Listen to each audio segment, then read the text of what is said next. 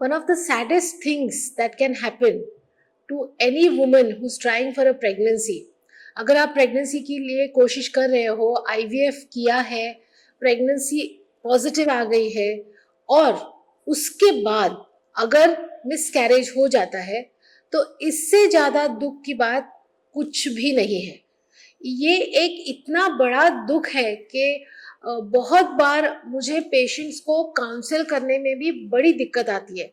ये this is like कि पहले हमको कुछ भगवान ने दिया और फिर हमारे हाथ से उसे छीन लिया।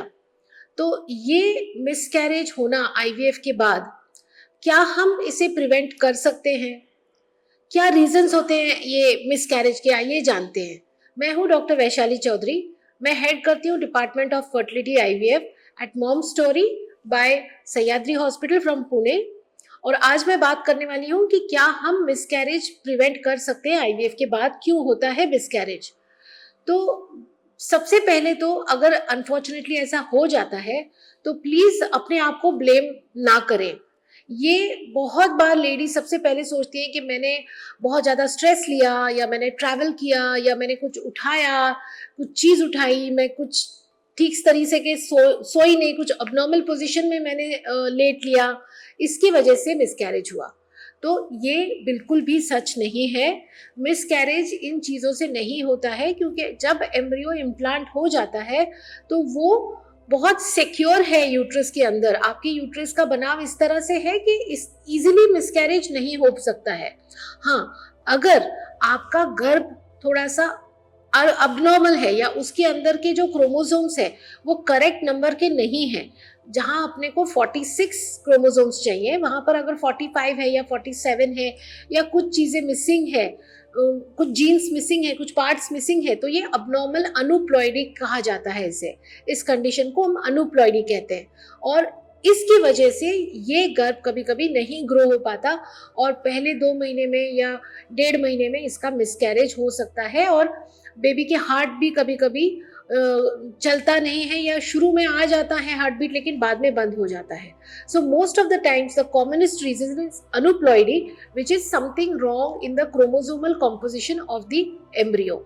सेकेंड एक रीजन अगर हो सकता है तो ऑटो इम्यून रीजन हम कहते हैं।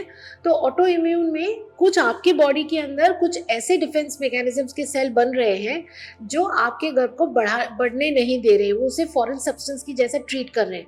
तो ब्लड सप्लाई जो है वो यूट्रस को ठीक से नहीं हो पा रहा है। तो यूट्रस का ब्लड सप्लाई बहुत डिटेल में स्टडी करके यूट्रस के ब्लड सप्लाई को बढ़ाने के लिए कुछ मेडिसिन हम दे सकते हैं। उसी के साथ हम ऐसा फिर से ट्रीटमेंट करने से पहले हम एम्ब्रियोज का जेनेटिक स्टडी भी कर सकते हैं। अभी ये भी फैसिलिटी है कि हम जो एम्ब्रियोज ब्लास्टोसिस हम बनाते हैं, उन ब्लास्टोसिस का भी हम जेनेटिक स्टडी बिफोर इम्प्लांटेशन करके जो बेस्ट और कॉम्पिटेंट एम्ब्रियोज हैं बस उन्हीं को ट्रांसफर करते हैं। इससे आपका मिसकैरेजेस का चांस डेफिनेटली कम हो सकता है। और ये साइंटिफिक एविडेंस इसके लिए हमारे पास है कि पीजीटी करने के बाद मिसकैरेजेस का चांस थोड़ा कम हो सकता है। हम बेटर स्पर्म्स चूज करने के लिए भी कुछ मेथड्स ट्रीट करते हैं, कुछ विटामिन्स, कुछ एक्यूपंक्चर, योगा, ये सारी ही चीज़ें करके हम next time better embryos transfer करने की कोशिश करते हैं। तो रीजंस है, कुछ करेक्ट किए जा सकते हैं और कुछ अनफॉर्चुनेट हो, क्योंकि जितने हम एम्ब्रियोज बनाते हैं आपको पता है ऑलमोस्ट 2/3 एम्ब्रियोज जेनेटिकली इनकॉम्पिटेंट होते हैं।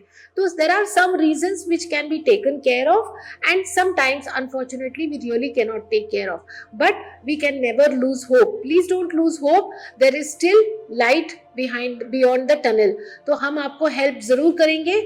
आपको इसी विषय में कोई और भी शंका होगी, कोई और भी प्रॉब्लम्स होंगे तो प्लीज संपर्क करें, हम जरूर आपकी हेल्प करेंगे। Thank you very much.